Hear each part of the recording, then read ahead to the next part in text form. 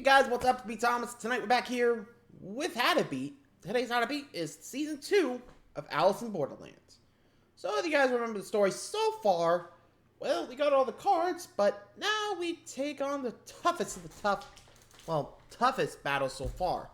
Yep, time for the face cards. And hopefully, well, we figure out what happens when you collect all of them. I'm actually kind of curious to see what happens, so without further ado, let's see what these, kings and whatever. See how we beat their games. Be sure to like, subscribe for more. Hope you enjoyed. Let's go. If you were abducted into a parallel world and forced to play in the most challenging death games that ever existed, what would you do? I'm going to break down the mistakes made, what you should do, and how to beat every death game in Alice in Borderland Season 2. Here we go. This man is going to risk his life to escape this place. Several weeks ago, hundreds of people were transported to an alternate world where Tokyo was abandoned. They were forced to compete in terrifying death games, and Arisu here survived 6 different challenges, winning a unique card each time. Since then, the masterminds behind these games have announced there will be a grand finale with 12 more brutal challenges, and if they beat them, they can go back to the real world, but no one has any idea if they're telling the truth. Spotting these massive blimps in the sky, they gather in Shibuya Crossing when its girl Usagi hears something in the distance. That's when the group sees a bunch of cars come driving towards them. They're filled with other players who all get out, hoping to find out what's going on, when suddenly everyone starts getting shot to death. Someone is sniping them with an anti-tank rifle, and the players scatter, running for their lives. Panicking, the survivors head down a main road where dozens of people are trying to escape. The players duck behind some cars, but as they're hiding, they see a blimp flying overhead with a King of Spades card hanging from it. The game must have already started without warning, and Arisu takes the opportunity to try rescuing a wounded player, but notices a hooded figure coming straight toward them. Realizing it's the King of Spades, he carries the injured man over to cover, but discovers that he's dead, and they have no hope of outrunning the shooter. Suddenly, a car drives up to them, and their ally Kodai tells them to get inside. The team quickly run into the vehicle, but this shady guy Chishia has to split up from them when a grenade lands nearby. The survivors drive away as fast as they can, and Arisu explains that in order to beat the King of Spades game, they have to kill the gunman. Suddenly, the shooter drives up and starts firing at them. The team is forced to weave through the streets, dodging obstacles and gunfire, but as they're racing away, they end up crashing and flipping the car over. The group quickly gets out, but the King of Spades won't stop gunning down anyone he sees. With their lives on the line, the survivors run away and split up. Hiding in a building, Arisu's team makes a plan to stay here for the night, gathering whatever supplies they can find, and Kodai heads out with Kuina to get them a new car. That night, Arisu and the climber Usagi scavenge for food at a mini-mart. They start feeling nostalgic for the things they experienced before they were taken to this place, and Arisu insists they make it back home, but the woman reveals that her old life was miserable and doesn't want to return. The man insists things can get better, but the woman is too afraid of returning and quickly walks back to their hiding place. The next morning, Arisu comes up with a plan. There are still other challenges that have yet to be played, and whoever these masterminds are probably won't interfere with each other. That means if they join another game, then they won't be gunned down and have a chance to renew their visas for the Borderlands. It's the only way they can survive.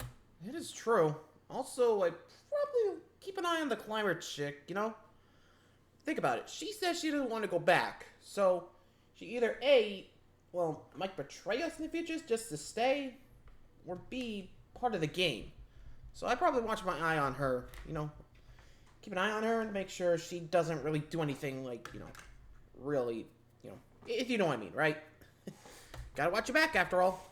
Anyway.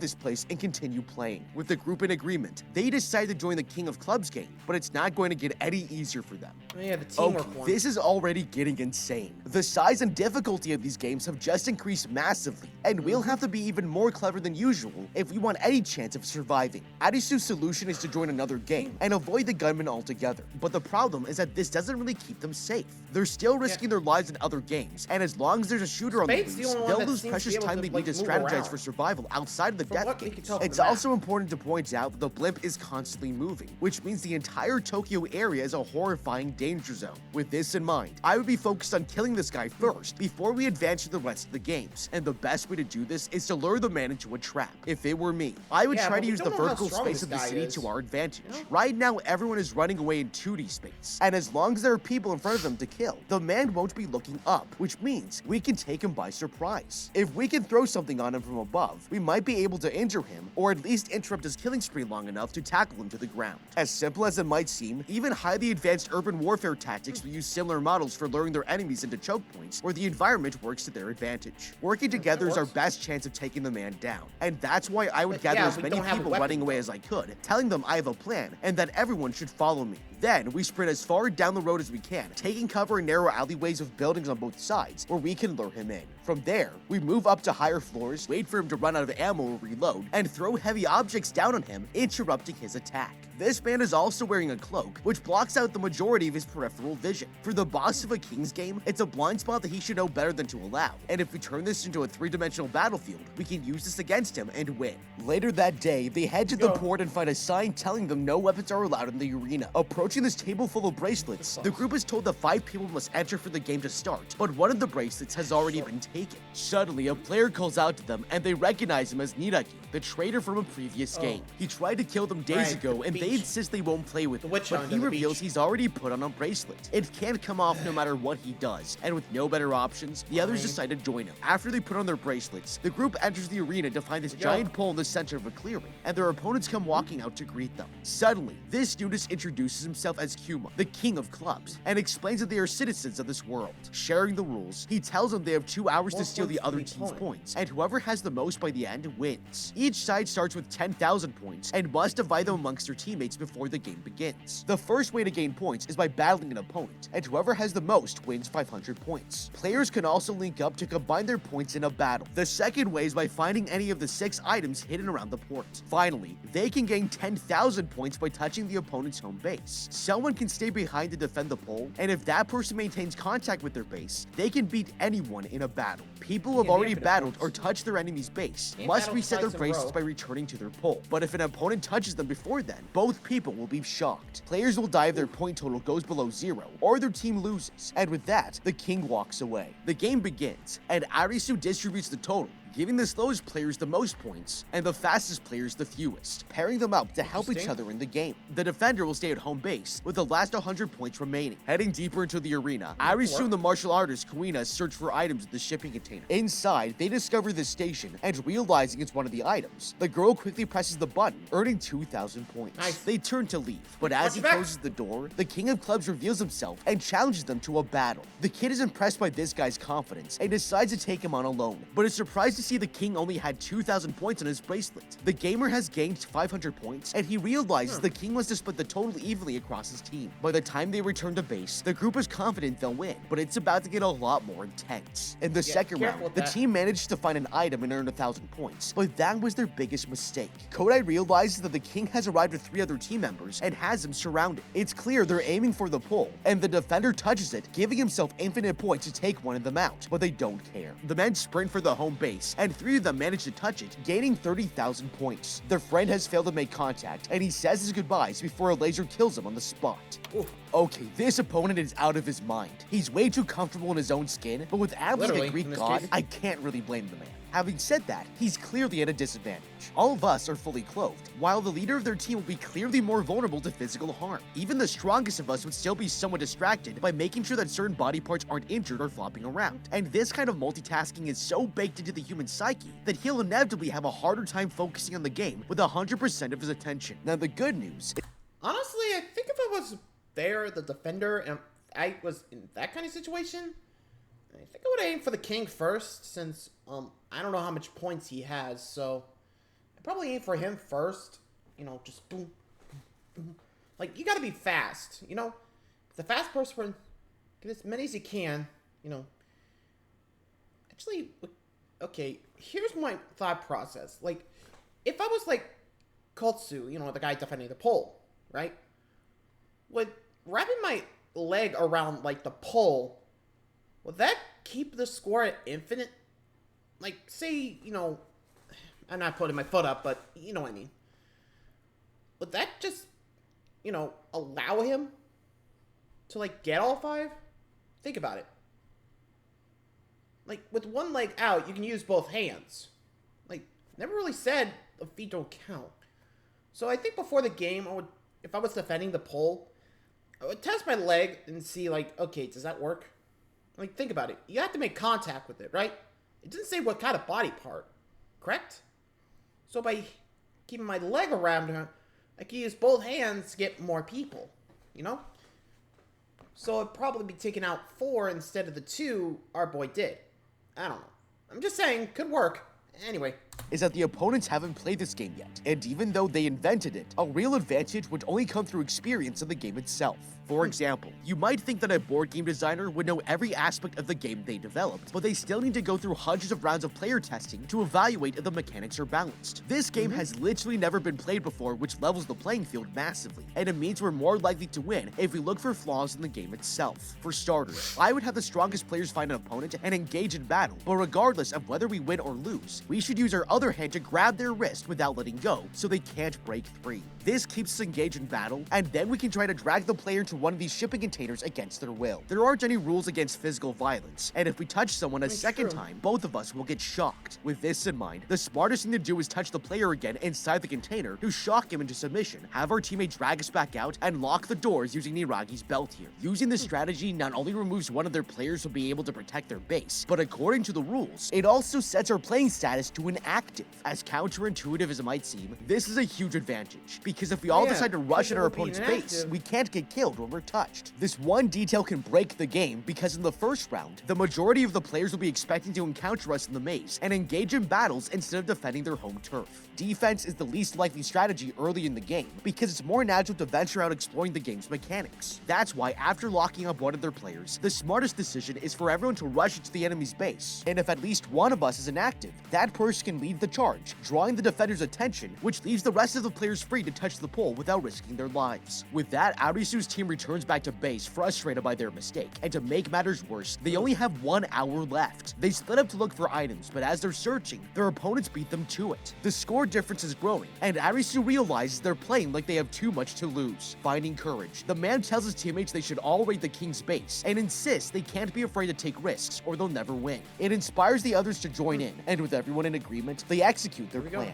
Later, the enemies wait for Arisu's team to show up with the others, but suddenly, the climber appears on top of a shipping container and challenges one of them to come after her. The girl takes off, and Goken here decides to chase the player, leaving 3 people protecting the base. That's when Kuina arrives along with 2 other teammates, making it clear they're going to get revenge. The King of Clubs and his allies touch their home base, ready to defend it before Arisu's team rushes towards them. The martial artist lures her enemy away from the pole, and Arisu baits the king into reaching out for him, realizing too late that he's inactive. The bracelet shocked them both, and the men collapse to the ground. That leaves the traitor against the woman, and he quickly spits out a mouthful of blood at her. It gives him the opening he needs to touch the pole, and he manages to reach it before she can stop him, earning his team 10,000 points. Their plan is working, and Niragi here takes advantage of his inactive status, rushing at another opponent to shock him. Kuina makes a break for the pole, but she's suddenly kicked away and loses 500 points from the contact. There's now a 3,000 point difference, and all the enemy team needs to do to win is defend their base until time runs out. Feeling hopeless, the group returns to their base again, and the climber decides to search for the last item. She looks through the shipping containers and manages to find it, earning her team 2,500 points. That means there's now a 500 point difference, and in an act of desperation, Arisu insists to return to attack the enemy's home base. They just need to win a single battle to defeat the others, and he rushes away, knowing there's only 10 minutes left before they die. Meanwhile, the climber finds the traitor and insists they work together in a battle, but he's given up all hope and viciously attacks the girl. She's seconds away from being killed, when suddenly the man gets dragged off by Arisu, who brutally beats him up. Horrified, he brings the girl back to home base, where there's nobody around, and goes looking for the defender, finding the man trying to force the bracelet off of his wrist, but he's not strong enough.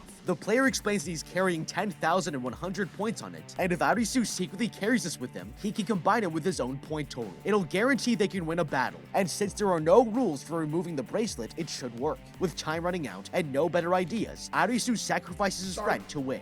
Okay, this is absolutely brutal, but these players are finally playing this game like it's supposed to be played. With their lives on the line, getting your hand injured might be worth the risk if it means winning the game. But if they had taken a moment to think things through more carefully, they'd realize there was a better option at their disposal. Moments ago, Arisu caught his teammate betraying Usagi, and it definitely means that he's no longer reliable to include in their game strategy. As devastating as this is, it might actually improve their chances of winning, because it means they can use him in ways they would never have considered before. Instead of maiming the hand of a trustworthy teammate, the smarter approach would be to go and find the traitor and break his hand instead, so that we can pocket his bracelet and use it to win a battle, saving everyone's lives. We already know that Niragi was able to touch the pole as well, so he would have over 10,000 points in his bracelet, giving us more than enough to defeat the King of Spades. This way, we can still use Kodai to defend our home base with the other opponents, while we're looking for someone to defeat with our 8 remaining minutes. Now, there's no guarantee we can corner another player in time to battle them, and with 2 players that are too injured to continue, our chances of pulling off a victory gets a lot more difficult. The good news is that we still have 1 player left who can help us as a contingency while we enact our plan. Kuina here isn't the strongest or fastest player, but she is the most athletic and has the best fighting skills of anyone in the group. The problem is that she has the fewest amount of points among anyone left playing, but this is exactly why I would have her defend the base instead of Kodai. She would be able to use her agility and martial arts movements to defend multiple attackers, just in case they try touching the pole again to seal their victory. Even though Kodai here is injured, he would be able to use his 10,100 points more effectively to help us corner our opponents from within the maze so that we can trap someone into losing a battle. Kodai manages to remove his bracelet and Arisu runs to confront the King of Clubs. He finds the man watching the harbor and tells him that he's given up, asking the man to shake his hand.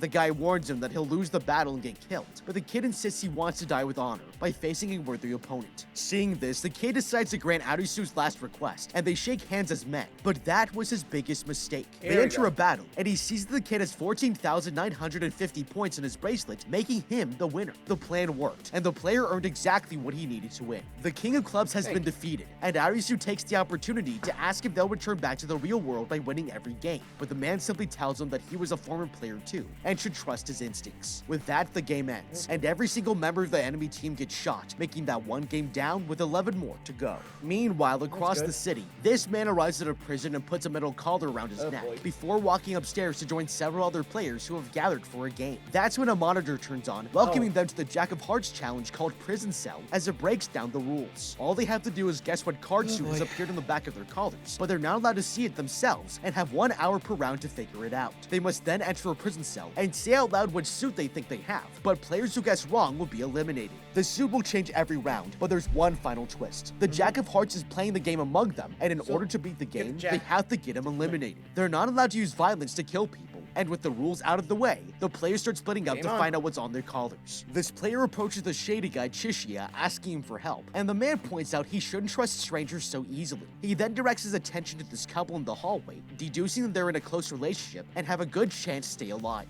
That's when he spots these 2 guys talking. The man in the blue jacket starts psychoanalyzing the player before insisting they team up. Relieved, the guy accepts, and neither of them realize they're hiding terrible secrets. That's when this girl approaches the shady guy and the stranger, asking if they want to work together with her team. They agree, and the group starts revealing each other's suits before they finally enter their cells for the round to end. As soon as Chishia walks inside, the door locks shut behind him and he guesses Diamond. The man has gotten it right, and everyone walks out of their rooms with no casualties as the second round starts. The team is about to reveal each other's suits again when someone gets thrown across the floor, and this gangster walks away, demanding he tell him what he has. Suddenly, the strange man approaches the player, whispering in his ear to lie about his card suit, and he follows his instructions, telling the gangster he's got clubs. As soon as the man leaves, the girl approaches the guy and invites him to join her group, not knowing that she's one of the most dangerous players of them all.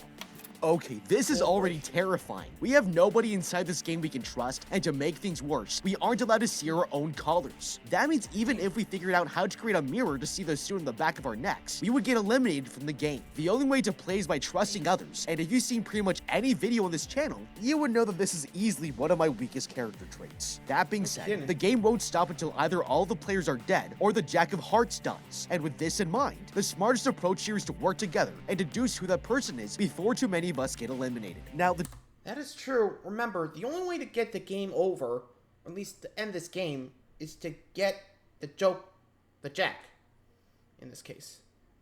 So, I probably think, like, okay, who's a good trustworthy guy? And I probably would focus on, like, who would try to sow dissension among the group. Like, think about it. The Jack wins when everyone else dies, right?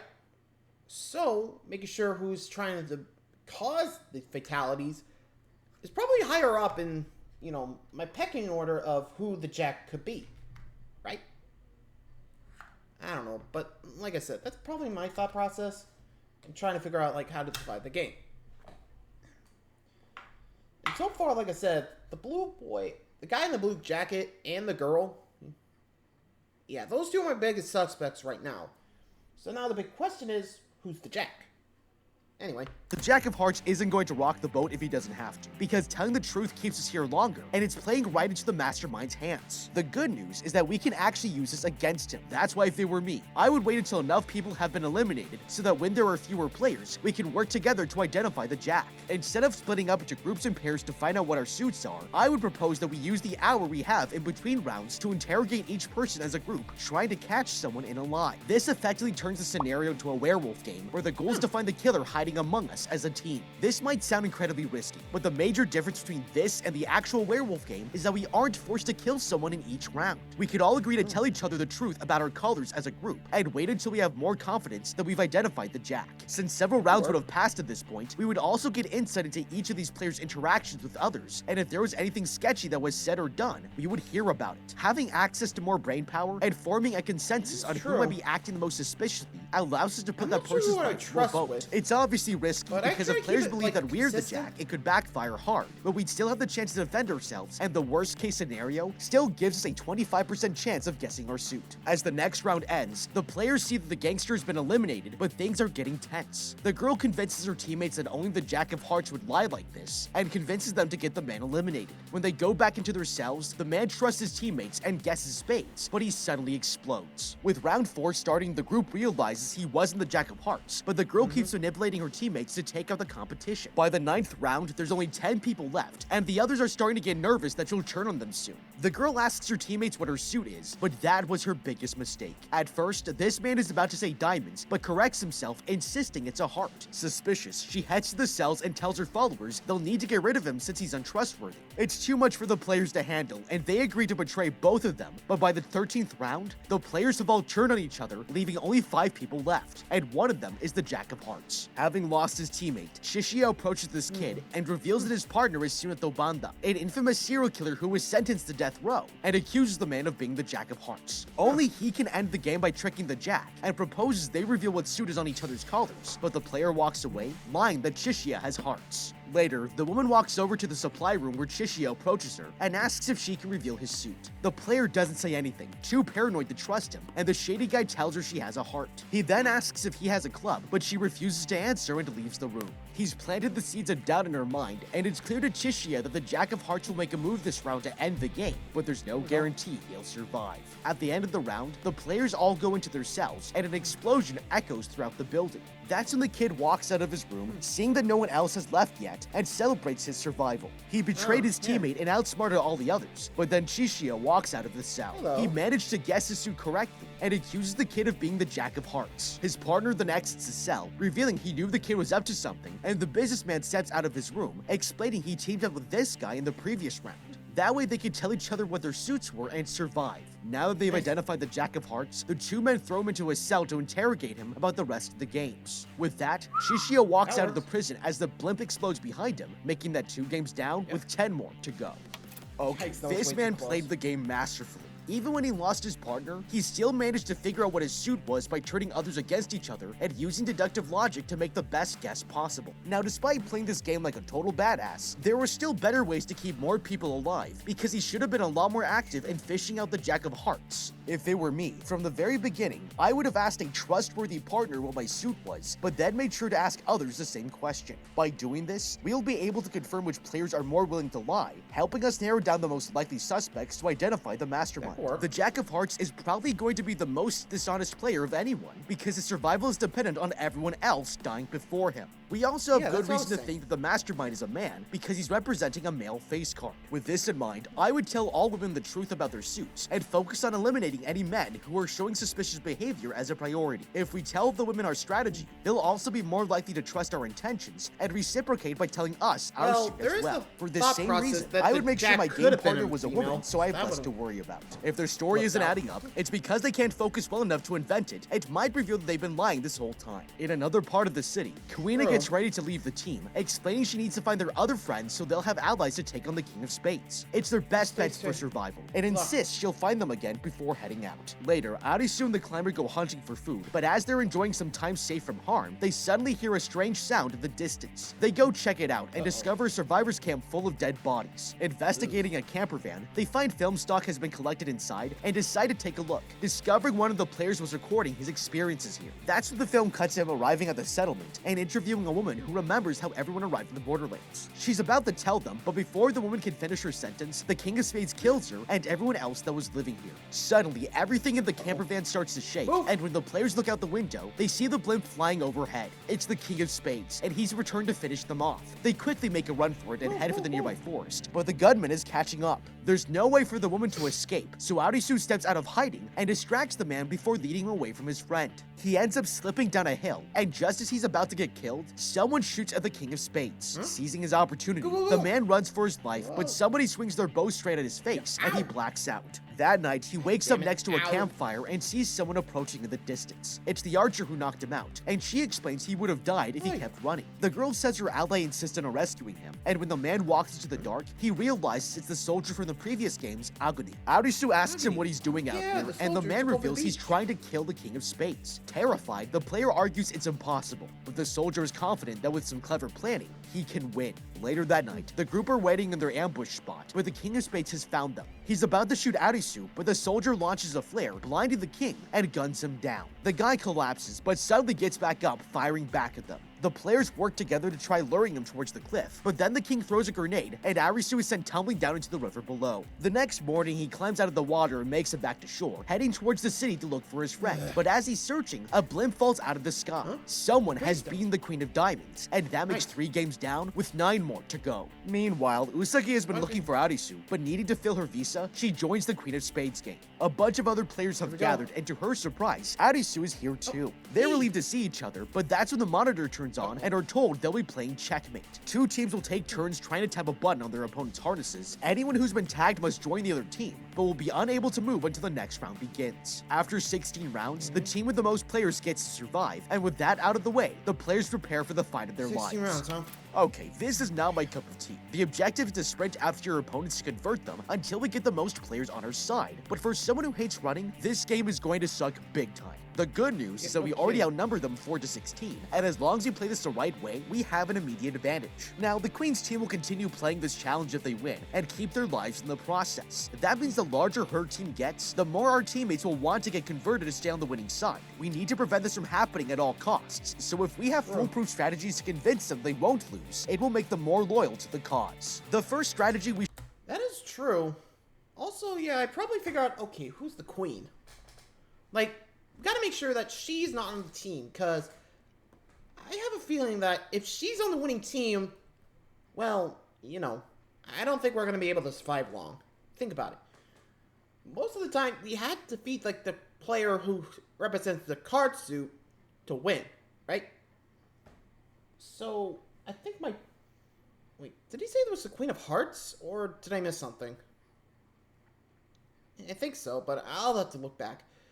Anyway, moving along. We should encourage is splitting up from the rest of the pack, moving to different levels, and running by yourself. Having too many people congregating in one space will make it easier for our opponents to tag us, and all the foot traffic in a small area will make it harder to escape from anyone chasing us down. Next, instead of running around without thinking, we should make sure to use our environment as effectively as possible. If you're looking closely, you'll notice there are tons of shafts, vents, and bars that could be used to hide in plain sight. With only 5 minutes on the clock, most people will be trying to blitz their opponent on accessible pathways because they'll want to turn it into a race. This means even if they spot you somewhere that's harder to access, they likely won't be willing to waste the time it would take to climb and reach you. Something else they should consider is wearing the harnesses backwards so that you can use your arms to block someone from reaching in and tagging you. This way it will be virtually impossible to get converted by someone who's chasing you from behind, and if anyone corners you in, they'll basically have to pin you down before they can hit the button on the target. The truth is, we should have this game in the bag, with only 4 players against 16. As long as we split up and don't give them convenient ways to tag us, then all we need to do is wait out the clock each round and win by default. The first round begins and the blue team scatters throughout the facility, but after 5 minutes of playing, there are only 11 people left on their side. Arisu thinks they can easily turn it around, but then he learns the queen is using force to stop anyone from converting her teammates. It's a dirty tactic, and after several rounds, the blue team is quickly outnumbered with only 6 people left. In the 10th round, Arisu finds one of his converted teammates, but the man quickly runs away. They're running out of time, and in round 13, Usagi gets into a fight with the queen, but it's clear she doesn't doesn't stand a chance. The woman makes it clear she only cares about converting Arisu, but she has no idea this will be her biggest mistake. Escaping the fight, Usagi manages to find her friend and leads him through the facility until she ambushes 3 players, converting them before they can escape. She confronts them, arguing that by staying on the queen's side, they're doomed to play this game forever. Their goal should be returning to the real world, and with 2 more rounds remaining, it convinces them to risk their lives, helping Arisu take back the lead. He runs through the facility until he's cornered by his opponents, but just as they reach for him, he grabs into a chain. Usagi quickly pulls down on it with a teammate, lifting the man into the air, and she makes a mad dash for her enemies to convert them. They manage to make a crazy comeback until only the queen is left, and against all odds, they've won the game. Later, the woman congratulates them for making it to the end, but Arisu wants to know if they can ever make it back to the real world. The woman tells him he'll get his answer once he beats the final game, and she's killed by the laser, making that 4 games down, with 8 more to go. The next morning across the city, 4 players have gathered at the Supreme Court building to face off against the King of Diamonds. That's when a monitor turns on, announcing they will play a game called Balance Scale, and breaks down the rules. Within 3 minutes, the players must choose a number between 0 to 100, and the average will then be multiplied by 0.8. Whoever's guess is closest to the result wins the round, while everyone else will lose 1 point. If a player reaches negative 10 points, then they will be eliminated until there's only a single survivor left. But every time someone is knocked out of the competition, a new rule is introduced. With that, round 1 starts, and after everyone submits their answers, 32.8 is the average of their guesses, equaling 26.24 as a result. The King of Diamonds is the winner, making it clear that this game is hard to beat. But suddenly, this man notices the giant scales above them are being filled with sulfuric acid, and once they reach negative 10 points, they'll tip over and melt the loser. In round 2, players realize that choosing anything higher than 80 is useless, and decide to go low, but the resulting number is 13.28, meaning the King of Diamonds wins again. With the results analyzed, the players realize the logical move is to choose 0, but when the results come in, it reveals that the Shady Guy chose 100, while the woman has selected 1, bumping the output number to 16.16. That means she's won, and now has negative 3 points.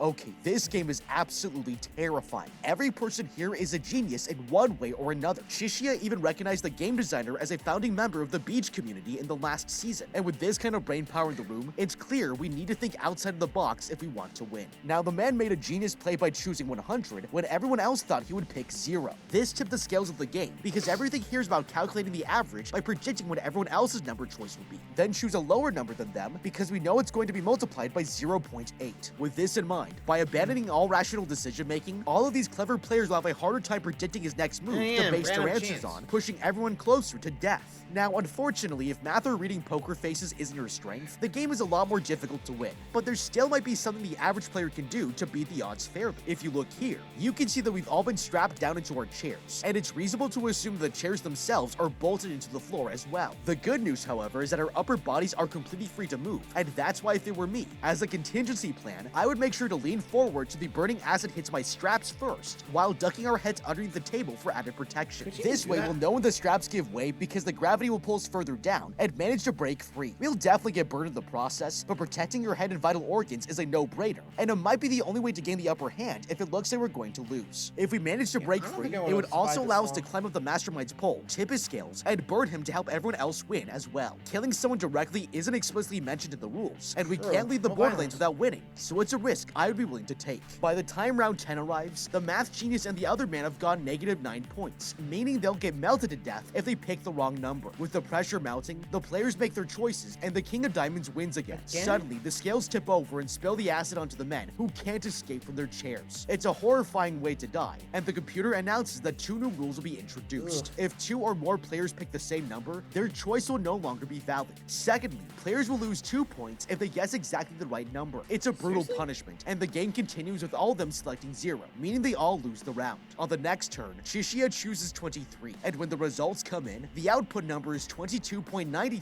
meaning he's gained a point while the others have lost 2. The woman now has negative 10, and there's nothing she can do as the acid pours over her body. Her death makes the lawyer introspective, and he muses that life is unjust.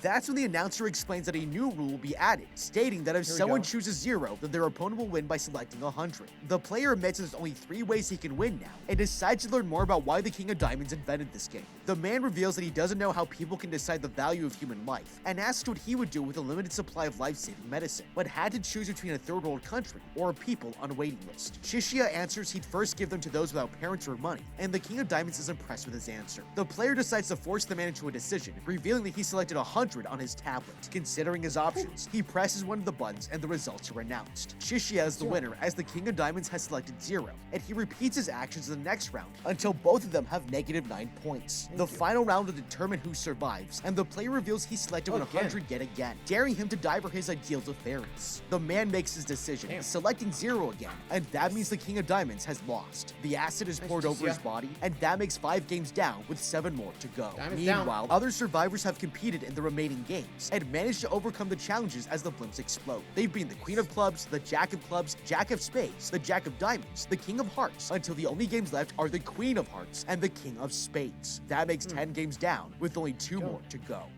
Okay, this guy just got lucky as hell. It's obvious that this mastermind is very intelligent, but what nobody else realized was that the way to win here is to play the player instead of the game. In this case, by striking up conversations and finding out more about the King of Diamonds, he realized that this man is a lawyer who sees the world as unfair and wants to put it right. This also means that he's racked with guilt because he successfully defended people who should have been punished, and if we had tapped into this earlier, we would have had an easier time beating him at his own game. Now, after the woman died, Shishio realized there were only 3 ways to win. The first is by selecting 100, while his opponent picks 0. Finally, if he guesses 0, but his opponent picks 1, then the final result will be 0.4, which is closer to 0. These are very difficult odds to win with, because it's almost impossible to predict what someone will choose unless you try to manipulate their thinking first. That's why I would try to simplify the game and force my opponent to play his perception of me rather than playing the odds. So far, Chishi has done everything to demonstrate that he's an honest and straightforward person. Even in a game with his life on the line, he stayed calm and hasn't lied to stay ahead. In fact, he even sacrificed points by choosing 100 in earlier rounds to bring the average up for the sake of the group. With this in mind, instead of showing the man my choice, I would lie, telling him that I'm going to choose the number 100, but secretly choose 0 and make him decide whether or not I'm lying. This forces the lawyer to base his own decision on whether or not he thinks I'm dishonest, which makes the outcome more predictable. As long as he isn't giving up, he won't pick 0, and the man would likely lose the game. This would also exploit the King of Diamonds' obsession for fairness, because the Statue of Justice is always blindfolded,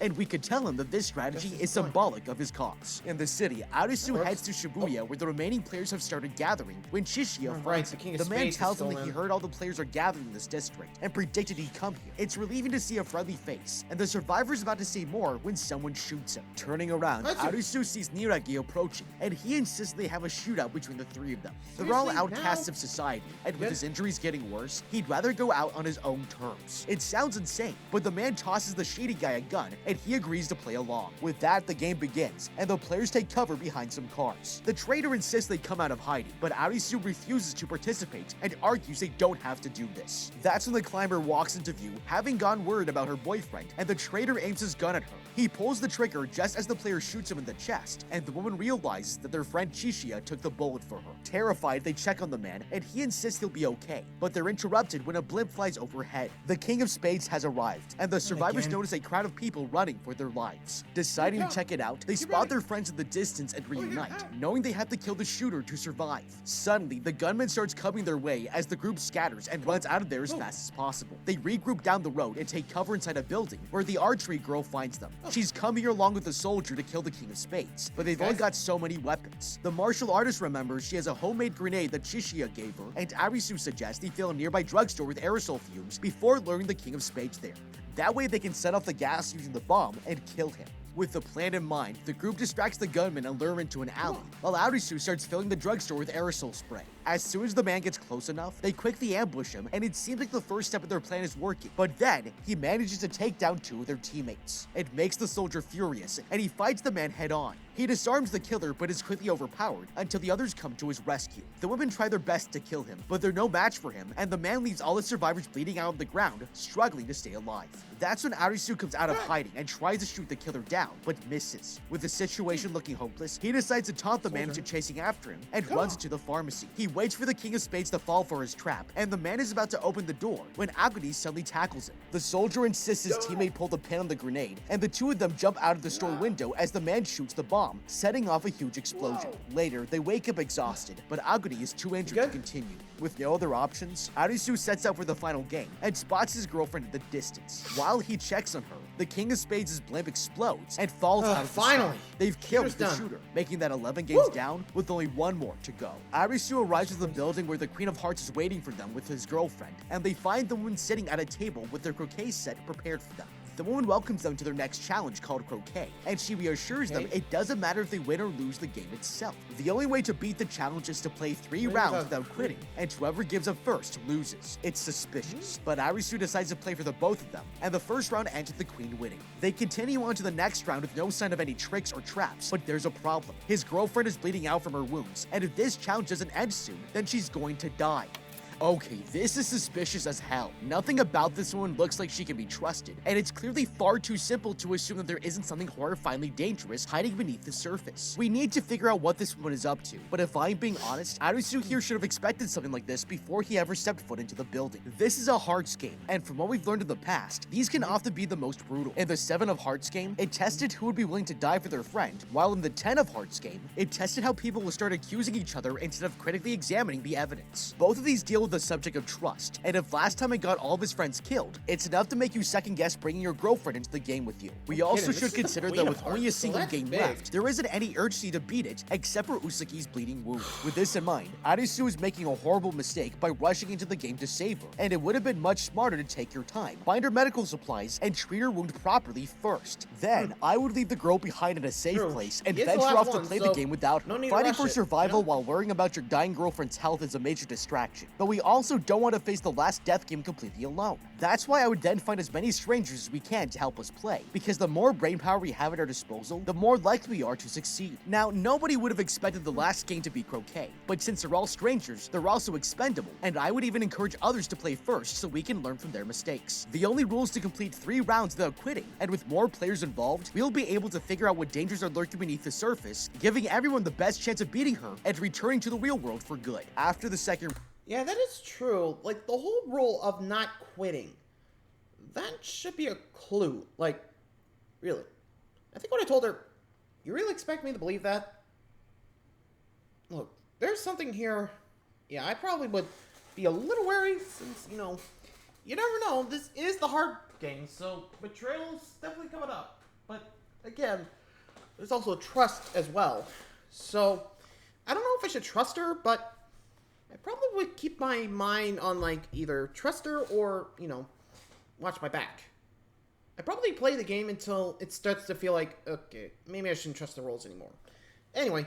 Round, they stop for a break, and the Queen of Hearts pours them a cup of tea. But Arisu wants to know if they can return to the real world after beating this game. The woman only taunts him, making fun of his situation. Furious, Arisu aims his shotgun straight at her head, but realizes this was a trap. The rules say someone loses when they give up, but since she will never quit, killing her will make the game impossible to beat. Recognizing his restraint, she decides to reveal that this world doesn't exist, and is actually a coping mechanism in his mind, created after a traumatizing accident. All the games he's played are all derived from his memories, and the Queen of Hearts is actually his psychiatrist. That's when he starts to snap out of it, and sees the world as a doctor's office. He starts to remember that on the day of the fireworks, his friends got run over by a car, and he's been suffering survivor's guilt ever since. The woman insists that these games are linked to his own sense of self-worth, and he begins to break down in tears. That's when Usaki suddenly walks into the office, insisting he wake up, but the woman tells her to leave him alone, and asks the man to confirm if he wants to quit the game. The Queen tells him to take his medicine, and he's about to ingest it, but Usaki knocks it from his hands. Suddenly, he finds himself back in the tunnel, and sees his girlfriend bleeding out. Usaki starts to lose consciousness, but she fights through the pain, and the man reaches out to take her hand, gaining his second wind. He refuses to give up and breaks out of his hallucination to finish what they started. Arisu continues to play, and after 3 rounds pass, the woman congratulates him for winning. With that, a laser shoots down from the sky and kills her, making that 12 games down with no more remaining. Fireworks suddenly launch into the sky, announcing that all the challenges have been completed, but now the survivors must decide if they want to stay here as citizens of the Borderlands. Arisu and Usaki refuse the offer, and suddenly the fireworks vanish as the man wakes back up in Tokyo, surrounded by the debris of the city. A comet had fallen from the sky and crashed, leaving it in ruins, and everyone who was there at Shibuya that day was sent to the Borderlands, where their lives hung in the balance. Several days later, Arisu is recovering from the hospital where his younger brother greets him, and reveals that his heart stopped beating for 1 minute. It happened to everyone who survived the impact, but no one can clearly remember their experiences in the Borderlands. Arisu decides to get himself a drink, but as he's taking his bottle, he comes face to face with Usaki, Utsugi. He helps the woman get her change and hands it There you over, go. but suddenly feels like they've met before. The woman suggests they get to know each other better, with no idea they're entering a good. new death game called Love. But what do you think? Well, there you go. They managed to survive it. And Utsugi managed to survive the last little trick. Good try, though. Well, everyone got out. That's great. I'm not too sure. I think this is definitely a good stopping point. You know, everyone's managed to survive. Well, some did, some didn't, but you get the idea, right? Anyway, hope you guys enjoyed that one. Till next time, let me know how you would survive in the Borderlands. And until next time, adios.